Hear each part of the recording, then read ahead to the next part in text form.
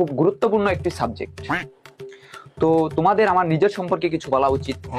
আমি আসলে নিজের প্রশংসা করতে একদমই পছন্দ করি না। ঠিক আছে। তারপরে বলতে হয় আমি ঢাকা বিশ্ববিদ্যালয় থেকে ইতিহাসে অনার্স মাস্টার্স কমপ্লিট করেছি তোমাদের দোয়ায়। হরে কৃষ্ণ।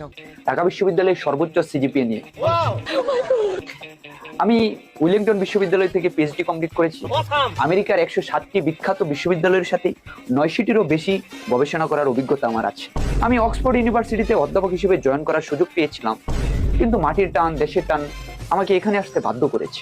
আফসোস। যাই হোক, আমি আসলে নিজের প্রশংসা করতে একদমই পছন্দ করি না। আমার বাবা ছিলেন প্রিন্সটন ইউনিভার্সিটির অধ্যাপক, আমার মা উনি ছিলেন ঢাকা বিশ্ববিদ্যালয়ের উপাচার্য, আর আমার যিনি দাদা স্যার, উনি ছিলেন। আপনার দাদা মনে হয় হার্ভার্ড ইউনিভার্সিটির অধ্যাপক ছিলেন। তোর রুল কত? 108। তোর 5 মার্ক কাটা যাবে। কেন স্যার, ওর 5 মার্ক কাটা যাবে কেন? তোমার রুল কত? 16। তোমারও 5 মার্ক কাটা। মাদারের বাচ্চা। যাই হোক, আমি আসলে নিজের বিষয়ে অত কিছু বলতে চাই না, ঠিক আছে? জি স্যার। আমার দাদা ছিল জমিদার, উপাচার্য ছিল না, জমিদার ছিল। জমিদারি।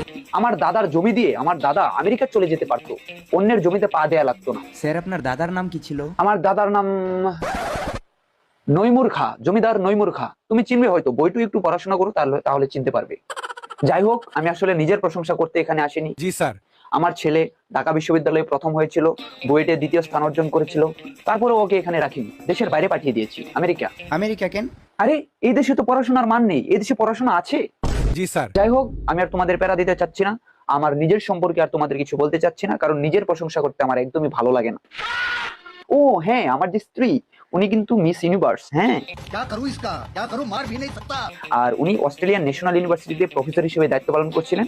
আমি রিজাইন করাতে বাধ্য করেছি। স্যার, কিন্তু কেন? আরে সংসার তো করা লাগবে, আমার তো খুব নিঃসঙ্গ লাগে, দেশে থাকতে হবে তো। জি স্যার। যাই হোক, এখন সরাসরি পড়াশোনায় ঢুকবো। নিজের প্রশংসা করতে আমার একদমই ভালো লাগে না। আমি যে গণিত অলিম্পিক্সের 2বার গোল্ড মেডেলিস্ট, সেটা কিন্তু তোমাদের এখনো বলিনি। হ্যাঁ,